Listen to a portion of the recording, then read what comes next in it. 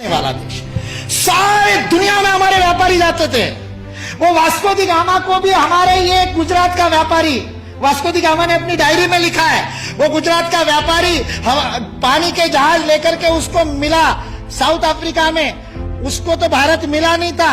इसने कहा अच्छा भारत खोज रहे हैं, चलो मैं ले चलता हूं। उसको मसाले भरने थे, इससे वो कालीकट गया, इससे वास्को दी गामा को कालीकट ले गया, नहीं तो भरूच ले आता गुजरात में। फिर हमारे इतिहास वाले लिखते कि वास्को दी गामा भारत को खोजता खोजता भरूच पहुंच गया।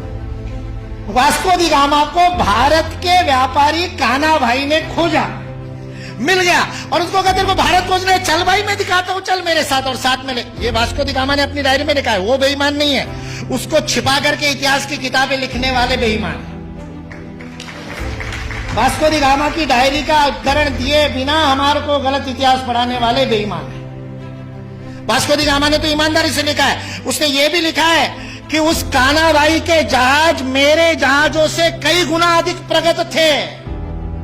40 खेने वाले लगाने के बाद भी मेरे जहाज को उतनी गति नहीं थी, जो उससे 3 गुना बड़े 3 मंजिल वाला जिसके ऊपर डेक था, ऐसे जहाज को केवल 16 नाविक खेते थे। ऐसा कान्हा भाई का जहाज था।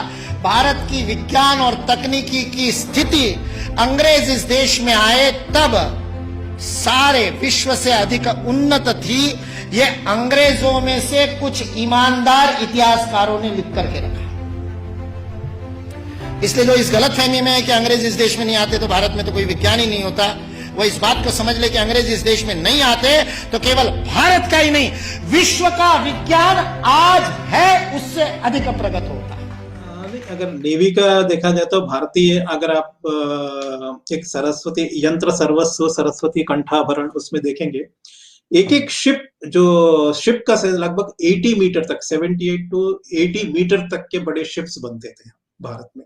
आप ये सब छोड़ दीजिए, केवल फाहियान ने जो लिखा है कि वो जैसे ताम्रलिप्ति से लेके कैसे श्रीलंका पहुंचे, फिर श्रीलंका से कैसे वो इंडोनेशिया से, फिर वहां से साउथ चाइना होते हुए वहां पहुंचते हैं, तो वो जिस शिप की बात कर रहे हैं उसमें कम से कम 1000 लोग बैठ सकते थे, वो खुद फाहियान लिख रहे हैं। तो उस तरह के बड़े बड़े नाव भारत बनाता था। यहाँ तक कि ब्रिटिशर्स जब आए थे उन्होंने देखा कि भारत में जो है बिना किसी ड्राई डॉकिंग के एक एक शिप 50-60 वर्ष तक, एक रिकॉर्ड है कि एक शिप जो है बिना ड्राई डॉकिंग के लगभग 82 ईयर्स तक काम आया था। और उस शिप बनाने के लिए लकड़ी का भी किस तरीके से क्यूरिंग करना है, किस तरीके से लाइट वेट वुड को चयन करना है, ये बहुत उन्नत थी। समस्या है कि ये जो ब्रिटिश रूलर्स थे उन्होंने हमारी बहुत सारे इंडस्ट्रीज को उन्होंने तहस नहस किया, कॉटन इंडस्ट्रीज खत्म कर दिया, हमारे सारे इंडस्ट्रीज को समाप्त किया। तो जो पॉवर्टी है वो अंग्रेजों की देन है। भारत कभी पुअर देश नहीं था, भारत विश्व को समृद्धि देने वाला देश रहा है। ये तो अंग्रेजों ने हमें, ये पॉवर्टी अंग्रेजों की देन है। तो शायद उसके अभी भी कॉलोनियल एरा का हैंगओवर चल रहा, शायद हम आगे बढ़ेंगे तो